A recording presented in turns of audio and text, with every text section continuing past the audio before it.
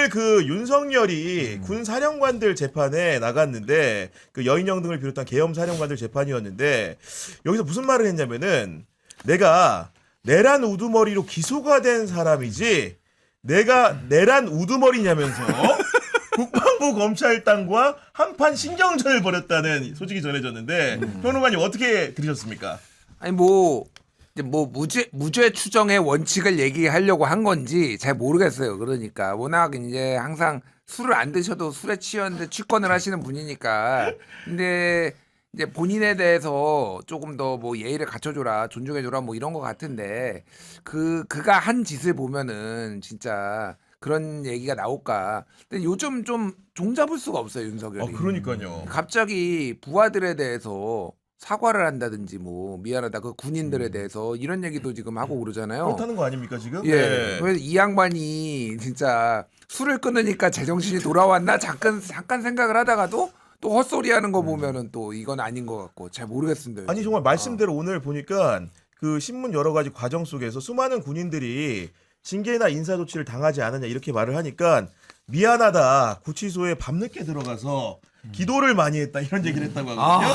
또 말같지도 않은 또 맨날 기도드립을. 기도. 예. 어떻게 들어야 됩니까? 아니 이거? 근데 뭐 내란 우두머리 혐의로 기소되어 있는 거는 현실인 거고 뭐 거기에 대한 뭐 호칭이나 어떻게 불리는 것이 뭐 기분이 나쁘다는 취지인지 뭐 도대체 무슨 말을 하는지가 잘 이해가 되지는 않습니다만은 지금 윤석열 내란 수계로 인해서 우리 국가가 받은 피해 그리고 우리 국민들이 받은 여러 가지 피해들을 종합해 보면 정말 양심이 없고 뻔뻔하기 이를 데가 없다라는 생각이 들고요. 그리고 지금까지도 뭐 밤에 기도하고 이런 거 다 필요 없고 그 법정 나와서도 자기 부하들한테 다 책임 떠넘기는 모습을 우리가 다 보지 않았습니까? 그러니까 그 부하들도 이제는 막 마음이 다 돌아서가지고 다 불고 있지 않습니까? 그러니까 좀 본인 자신을 성찰하고 돌아보는 능력이 좀 있어야 될 텐데 아마 제가 볼 때는 뭐 구치소 안에서도 이 교환은 좀 힘들지 않을까. 그러니까. 저 그런 생각이 좀 아니 해봅니다. 그리고 뭔가 좀 약간 피해 망상도 좀 커진 느낌인 게 군검찰이 중앙선관위 서버 반출 의혹을 제기했더니 거기서 뭐라고 얘기하냐면은 사실에 입각하지 않은 그 질문들을 하고 있다. 지금 특검 검사들이 와가지고 위증으로 추가 기소를 하려고 짜고 하는 것 같다 이런 얘기까지 하더라고요 보니까. 아니 뭐 망상은 새롭지는 않아요. 뭐 근데 이런 거죠. 태평양에 스포이드 한 방 넣는다고 달라질 것도 어차피 무기징역 사형인데 거기에 뭐 위증으로 추가로 한다라고 굳이? 해도 예. 뭐 굳이 윤석열을 게다가 지금 특수공무집행방해 1월 16일 날 지금 또 선고가 있잖아요. 그래서 그냥 본인이 좀 피해망상이 큰 것 같아요. 제가 보기엔 윤석열은 본인이 너무 억울한 것 같아. 내가 보기에는 지금 이 상황이. 그러한 와중에 오늘 보니까 윤석열이 또 성탄 메시지라고 해가지고 또 청년들 부추기고 있더라고. 아, 성탄 메시 냈어요 오늘? 냈어요. 뭐라고 냈습니까? 그러니까 시작부터 무슨 성경에 써 있는 말을 인용을 하고 예수님의 말이라면서 여러분이 있기에 대한민국의 미래가 밝고 희망적이다. 저희 부부에겐 자녀가 없다. 그래서 여러분이 저한테는 자녀로 느껴진다. 이거 갑자기 저는 토악질이 나오려고 했는데 어떻게 해야 되는 겁니까 이거 야. 신규 그러니까 변호사. 이제 뭐 법률적으로야 본인이 빠져나갈 구멍이 없는 거고 유일하게 해볼 수 있는 게 정치적으로 어떻게 좀 뒤집어 보겠다 좀 이런 것 같아요. 근데 이게 뭐 윤석열 씨의 그런 의도와는 상관없이 그 누구도 트럼프조차도 윤석열을 구해주러 안 나타나는 거거든요. 그러니까 뭐 어떤 지푸라기라도 잡고 싶은 심정으로 아마 그렇게 하는 것 같은데 하여튼 끝까지 대한민국을 분열시키고 대한민국을 망국의 길로 이끌려고 지금도 노력하고 있는 거 아니냐. 그런 차원에서는 뭐 우리가 이제 윤석열 같은 사람하고 더 긴 말 섞을 필요 없이 가장 우리 법이 허용하고 있는 저는 범위 내에서 가장 엄벌을 해야 되는 것이고 그래야지 다시는 이런 일을 우리가 반복하지 않을 수 있기 때문에 네. 저는 뭐 관용 없이 저는 가장 무거운 형벌로서 이거는 뭐 우리가 응답을 해줘야 되는 거 아니냐라는 생각이 듭니다. 이 메시지를 좋아할 사람이 있겠네요. 누구요? 김계리 변호사. 윤버지. 윤버지를 외친 김계리 변호사는 이게 나한테 주시는 말씀이구나라고 상당히 좋아할 것 같네요. 개몽되는 느낌으로다가 네 그럴 수 있을 것 같은데 그러니까 국민들은 이런 윤석열의 모습을 더 이상 방송에서도 논하는 걸 원하지 않는 것 같습니다. 그 종착역에 이르려고 한다면은 윤석열이 헌재에서 탄핵 심판 결정이 난 것처럼 법원에서도 뭔가 일단락이 지어져야 되는 상황인데 재판 자체가 이제 빠르게 신속하게 선고가 안 되다 보니까 여러 가지 요구 사항들이 있었던 것이고 그런데 이번에 오늘 대법원이 내란 사건을 전담할 재판부를 설치하는 예규를 만들기로 했다는 발표를 했고 오전에 대법관 행정회의를 열어가지고 국가적 중요 사건에 대한 전담 재판부 설치 및 심리 절차에 관한 예규를 정하기로 했다고 밝혔는데 어떤 배경에서 이런 결정을 내렸을까요? 아, 이거는 조금 그러니까 두 가지 측면을 좀 얘기를 하면은 대법원이 좀 민주당을 갖고 놀았다 이런 느낌이 들어요. 농락했다? 농락했다. 저도 그 느낌이에요. 좀. 그러니까 할 수 있잖아요, 이렇게. 아니 그렇지. 할 수 있으면 진작에 했으면 되잖아요. 사법부에 대한 불신 얘기가 계속 나오는데 끝까지 물론 이제 뭐 무슨 공청회도 열어가지고 사법부 신뢰를 어떻게 회복할 것인가 뭐 이런 것도 했지만은 핵심적인 거는 어쨌든 두 축이었잖아요. 하나는 뭐 조이대를 믿을 수 있느냐, 지기현을 믿을 수 있느냐 뭐 요런 게 좀 중점적이었죠. 그거는 이제 이 형량 윤석열 재판이 제대로 될 수 있느냐에 대한 불안감들 뭐 이런 거였잖아요. 이 정도는 미리미리 해줬어야 된다, 솔직히. 아니 그러니까요. 예, 이거는. 네. 근데 민주당이 법안을 이제 뭐 위헌 논란도 있고 다 뜯어 고치고 막 소동도 있고 뭐 여러 가지 어수선했잖아요. 그러니까. 근데 이거를 이제 딱 법안 이제 21일에서 24일 날 정도 뭐 통과시킨다 이런 얘기 나오니까 지금 이걸 딱 내놔? 야, 물 먹이는구나 지금. 그러니까 근데 좀만 더 예. 얘기할 거예요. 그러니까 대법원도 문제고 솔직히 얘기하면은 민주당도 정치력의 문제가 있는 거예요, 이거는. 이 정도면은요, 법원하고 협의를 해가지고 진작에 이렇게 풀었어야죠. 근데 이제 법원하고는 대화 채널, 그러니까 법원이 문제가 많아요. 저는 법원 문제 계속 지적을 하지만은 그냥 아예 대화 자체가 단절이 된 거예요, 제가 보니까. 그러니까 전쟁 중에서도 적과도 대화하고 통화하고 얘기하고 할 거 다 하잖아요. 그러면 법원하고 니들도 이렇게 해라라는 거를 조율을 사실 했었어야 된다. 근데 이거는 굉장히 소모적인 일들이 지금 반복되고 있어요. 제가 보기에는. 그러니까 예규의 주요 내용이 형법상 내란죄와 외환죄, 군형법상 반란죄 사건의 국가적 중요성, 신속 처리 필요성을 감안해서 대상 사건만을 전담해 집중적으로 심리하는 전담 재판부를 설치하는 건데 이게 민주당의 법안의 취지하고 하나도 다른 게 없습니다. 왜 지금 이 시점에 늦게 했을까요?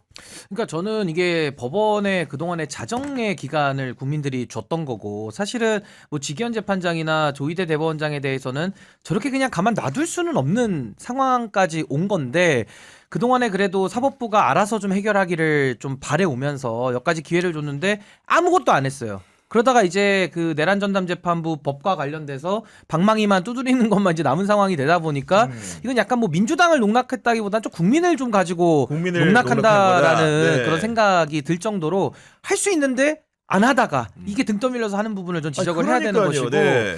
또 하나는 지금 저런 식으로 내란 전담 재판부를 하더라도 해결되지 않는 남는 문제가 있습니다. 그게 휴먼 에러와 시스템 에러를 우리가 구별을 해야 되는데 여전히 휴먼 에러들은 남아 있거든요. 그거 어떻게 할 거냐? 여기까지 답을 내지 않으면 그냥 또 한 번에 그냥 눈가림을 통해 가지고 국민들 여론이 안 좋으니까 한번 그냥 우리가 해줄게 이런 식의 그 단계에서 머무르게 되면 전 근본적인 신뢰 위기가 해결되지 않는다. 저는 전담재판부 이걸 뭐 예규로 한다고 하니까 뭐 예규로 하든 아니면 법을 만들든 이제 상황은 어느 정도 일단락은 되겠지만은 그렇죠. 그렇다고 하더라도 지기현 재판장의 그 사법 불신을 초래했던 행위 여전히 남아 있고요. 조희대 대법원의 그 선거 개입 행위 여전히 남아 있고 또 윤리감사관실에서 지기현 재판장 룸살롱 의혹도 덮어줬잖아요. 거기다가 지금 뭐 영장도 줄 기각을 했던 이 여러 가지 상황들에 대해서는 이 불신의 문제는 여전히 남아 있다. 전 여기에 대해서는 지금 조희대 체제를 믿을 수 없다면은 가장 누가 먼저 일어나야 되느냐? 저는 지금 판사들이 이거는 좀 들고 일어나야 될 걸로 보여져요. 그래야지 검찰과 법원은 다르다라는 것도 국민들 앞에 설득이 되고 그래야 자정 능력을 신뢰하면서 외부의 개혁이 아니라 본인들 스스로의 자정을 통한 개혁으로 사법의 독립을 지켜내는 거기 때문에 전 지금은 대한민국에서 밤낮으로 열심히 성실하게 일하는 그 판사들이 좀 목소리를 내고 움직일 때 아니냐라는 생각이 듭니다. 그 저 하나 그럼 궁금하고 여쭤보고 네. 싶은 게 이게 지금 이제 저는 대법 자체에서 완벽한 장난질이라고 저는 개인적으로 생각을 하고 그 이유 중에 하나가 민주당에서는 내란 전담 재판부 본회의 이제 상정해가지고 올릴 그렇죠. 통과시킬 계획을 잡았는데 본회의 일정까지도 그런데 지금 대법 차원에서 이런 무슨 뭐 국가적 중요 사건 전담 재판부 여기 내란도 포함되는 거고 그럼 이게 약간 동시에 진행이 되면은 중복되는 경향이 있잖아요. 내용적으로는 완전히 비슷하죠, 내용. 그 중첩이 되는 건데. 그러면은 민주당이 네. 추진하는 건 어떻게 되는 거예요? 아니 그러니까 이게요 법이라는 거는 우리 헌법이 있고 그 밑에 법률이 있고 그 밑에 이제 명령 규칙 이 법 단계설로 되어 있기 때문에 법원에서 예규로 만든다는 거는 법률이 아니에요. 그러니까 굉장히 빈약한 형태의 이제 구속력을 가지는 이제 예규로 만드는 거고 같은 내용이기 때문에 법률로 만든다고 한다면 훨씬 더 확실하게 이제 할 수 있는 부분이기 때문에 이게 뭐 법으로 하나 예규로 하냐가 내용 면에서는 크게 다르진 않는데 어떤 형태의 단위의 규범력을 가지고 들어가느냐 그 부분만 차이가 있는 거라서 저는 뭐 법률로 하나 뭐 예규로 한다고 하니까 민주당이 그러면 뭐 처리를 안 하는 그런 정치적 판단도 할 수 있는 여지가 생긴 거기 때문에 그 부분을 좀 지켜보면 될 근데 것 같습니다. 요거는 대법원에서 진짜 장난질 중에 또 하나가 지난번에 9월에 직위원 때문에 우리가 엄청 논란 많고 시끄러서 직위원 탄핵하냐 마냐 얘기했을 때도 그때서야 이제 움직임이 나오니까 대법에서 25부에 법관 추가하겠다 해가지고 막 추가하고 그랬었어요. 눈가림만 또 하고. 응. 그런 그래서 쓱 의혹제기가 넘어가 크게 버렸어. 올라올 때마다 한 번씩. 그럴 때마다 그냥 네. 눈 가리기로 하는 것 같아요. 유일하게 그 민주당의 법안과 대법원의 예규 설정 방에 다른 점이 있다고 한다면은 내란을 전담한 재판부를 어떻게 정하느냐의 문제. 민주당 안 같은 경우에 아직 완벽하게 성안은 안 됐지만은 기본적으로 이제 판사회의 등 법관 등의 추천을 받아서 대법원장이 정하는 시스템이라고 한다면 지금 예규의 방향 같은 경우에는 기존의 사법 시스템과 마찬가지로 항소심에서도 무작위 배당은 하겠다. 다만 그 사건을 맡은 재판부에게 다른 일감을 주지 않겠다. 내랑 관련된 사건이 올라오면 관련성을 판단해서 배당하겠다. 이런 얘기거든요. 그러니까 그 어느 게 나은지에 대해서는 솔직히 잘 모르겠어요. 왜냐하면은 이제 이거가 그 전에는 법무부 헌재 사무처 그리고 판사회의 뭐 이쪽에서 3명씩 추천해가지고 위원회를 하던 거를 판사들한테 사실상 맡긴 거잖아요.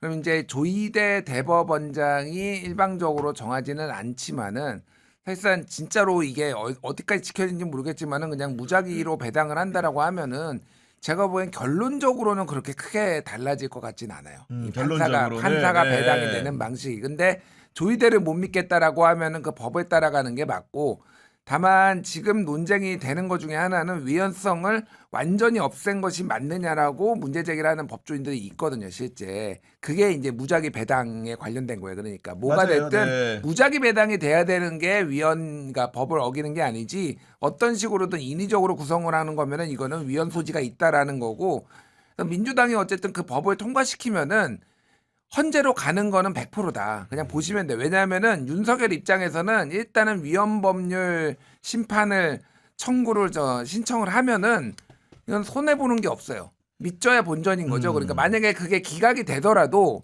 뭐 그냥 기각이고 만약에 만에 하나 인용이 돼가지고 재판이 정지되거나 그러면은 이거는 완전 땡 잡은 거죠. 봉 잡은 거죠. 그러니까 무조건 이제 그 법이 본회의를 통과하면은 그냥 100%로 일단은 간다라고 네. 보면 될 것 같고 뭐 그런 상황이에요. 그래서 저는 이제 이런 혼란스러운 상황 때문에 사실은 법원에서 먼저 자발적으로 움직여줬으면 좋겠다. 뭐 그게 제일 좋았죠. 이런 얘기도 제가 이제 했거든요. 그러니까 그게 이제 뭐 이런 불확실성을 제거하는 게 좋고 안정적으로 재판하는 게 좋은데. 그러니까 뭐 모르겠습니다. 이거를 만족을 해가지고 법을 안 통과시켰지. 근데 민주당의 지금 상황은 이미 그치. 뭐 그렇게 하기엔 너무 어려워진 상황이라서 법을 통과시킬 것 같고 헌재로 갈 것 같고 뭐 이런 상황이에요. 근데 저는 내란재판부법 해야 된다고 생각해요. 왜냐하면 이게 아까 제가 국민들이 농락당한 기분이라고 했는데 결국에는 사법부가 뭐 마지못해서 지금 이렇게까지 온 거는 맞잖아요. 그러니까 저는 뭐 사법부의 자정 능력을 우리는 믿을 수 없기 때문에 저는 국회에서 내란재판부법을 통과시켜서 전 사법부도 성역이 아닌 거는 저는 명확하게 우리가 할 필요는 있겠다는 생각이 들고 여기서 저는 이제 뭐 법 왜곡죄 이런 것들은 좀 차후로 좀 미뤘으면 좋겠고 그건 제가 봤을 때 지금 뭐 법 왜곡죄까지 던지고 이런 건 너무 과도하고 저는 공수처법 개정은 해야 된다고 봅니다. 그러니까 공수처법 개정은 왜 필요하냐면은 수사 대상자가 너무 많아요. 그걸 좀 줄여가지고 판사, 검사, 경찰만 저는 좀 할수 이렇게 있도록. 하고 이제 고위공무원, 뭐 대통령실에 있는 사람들만 특정을 하고 대상 범죄가 너무 협소하거든요. 그건 좀 범죄 혐의를 늘려서 모든 범죄로 전 하는 것이 맞다. 이 얘기는 지금 나온 게 아니라 원래 공수처법 할 때부터도 나왔던 얘기고 조금 더 이제 인원 보강이나 조직 보강도 해서 저는 그거죠. 원래는 직위원이나 조희대 문제를요 국회가 풀었어야 돼요. 원래는 탄핵 소추를 해야 되는데 아무래도 이제 헌법재판소 갔을 때 기각의 위험성 때문에 내지는 윤석열 재판이 중간에 뭐 멈추게 되거나 여러 가지 그런 돌발 상황들 때문에 섣불리 못했던 거거든요. 저는 그 부분이 매우 아쉬움은 좀 남습니다만은 그렇다라고 한다면 징계가 안 되면 수사라도 받을 수 있게 해줘야 되기 때문에 저는 내란 재판부법은 이미 법원이 좀 실기를 했고 본인들도 이런 식의 예규까지 만들었다라는 것은 나중에 위헌 시비가 걸리더라도 합헌 가능성은 더 높아지는 겁니다. 오히려 높아지죠. 그렇기 때문에 저는 원래대로 진행하고 대신에 법 왜곡죄보다는 저는 공수처법을 좀 빠르게 좀 통과를 시켜서 이 판사들에 대한 견제와 감시도 저는 훨씬 네. 더 강화시키는 노력이 좀 필요하다라는 그러니까 생각이 이 듭니다. 회의의 주체가 재밌는 건데 사실은 우리가 이제 이런저런 논의들이 오가는 과정에서 서울고등법원 항소심 재판부에 나서가지고 신속하게 심리할 수 있는 재판부를 만들 수 있다는 얘기는 많이 나왔는데 대법원 쉽게 얘기해 대법관들이 회의를 열어가지고 이런 의사결정을 할 거라는 생각은 많이 못했던 게 사실이고 물론 조국혁신당은 법률이 아닌 예규를 통해서 하면 빠르게 할 수 있다는 말은 해온 건 사실이지만 그런 와중에 나온 입장이기 때문에 저는 개인적으로 상당히 정치적인 의사결정이라고 보는 것이고 거기에 더해서 아까 이제 위헌법률 심판 제청의 부분에 대해서도 강력하게 의사를 밝혔습니다. 뭐라고 했냐면 이 예규를 통해 법률에 대한 위헌법률 심판 제청 등의 절차 지연 없이 종전부터 적용되어온 사무분담과 사건 배당의 무작위성, 임의성 원칙 유지하면서 신속 공정한 재판 진행을 도모할 수 있을 것으로 보인다고 했는데 이 얘기는 뭐냐면 대법원 뜻은 민주당 안이 위헌 법률 심판을 받아봐야 된다고 생각하는 의견을 들렸고 그 얘기는 항소심에 사건 배당이 되더라도 재판부가 그런 결정을 할 수도 있다는 의미로도 들렸습니다. 아니 저는 뭐 위헌 심판의 제청이 이루어지면 재판은 정지가 되는 게 맞아요. 근데 구속 기간은 산입이 안 되기 때문에 그 부분에 대해서는 일단 뭐 판사가 보석으로 풀어주지 않는 이상은 나올 길은 없는 것이고 지금 또 하나 저는 그래도 굉장히 그래도 국민들께서 불안하셨는데 좀 안심하셔도 되는 부분들은 이제 상황의 변화가 좀 있었다고 생각해요. 그게 뭐냐면 이진관 재판장이 한덕수의 불구속 재판임에도 불구하고 가장 빠르게 지금 진행을 했을 뿐만 아니라 이번에 백대현 재판장도 1월 빠르게 16일까지 합니다. 네. 해서 체포방해에 대해 가지고는 선고를 하겠다. 윤석열의 반발에도 불구하고 원칙대로 하겠다고 입장을 했기 때문에 앞에서는 이진관, 뒤에서는 백대현 요 두 분이 서울중앙지법에서 그래도 나름대로 지금 중심을 잘 잡고 있는 거 아니냐 이런 생각이 들어서 저는 크게 윤석열 석방에 대해서는 지금은 그 위험성은 많이 좀 소거가 됐다. 그래서 저는 위헌법률 심판 제청하려면 법원도 권한이니까 하시면 되는 거고요. 헌법재판소가 신속하게 합법 판단하면 됩니다. 네. 그래서 저는 그 부분에 대해서 우리 대한민국 시스템이 잘 돼 있기 때문에 저는 이 법원에 대해서 너무 성역화하면서 두려워하지 마라. 아니 아무것도 그럼 못한다라는 것이 그러면 얼마나 그들에게 내일에 있어서는 또 얼마나 많은 용기를 주면서 정치 개입이라든지 그동안 했던 이 사법부의 그 여러 가지 비판받았던 행동들을 더 반복할 가능성을 높이는 거거든요. 그러니까 전 거기에 대해서는 국회가 마땅히 부여된 권한과 책임을 저는 완수하는 것이 맞겠다. 그리고 지금 민주당 안정도로는요. 제가 처음에 그 333 했을 때는 위헌성 문제를 저도 제기를 했고 똑같이 했죠. 판사회의를 통해서 하면 이거는 우리 헌법 101조에 부합하기 때문에 위헌성은 완전히 제거된다라고 이야기를 했고 이 예규까지도 만든다고 법원이 나왔기 때문에 저는 그냥 원래대로 저는 진행하면서 좀 풀어나가는 네. 것이 순리 아니냐라는 생각이 듭니다. 어쨌든 간에 민주당의 판단이 중요하기 때문에 이번 주에 돌아가는 모양새를 지켜보기로 하고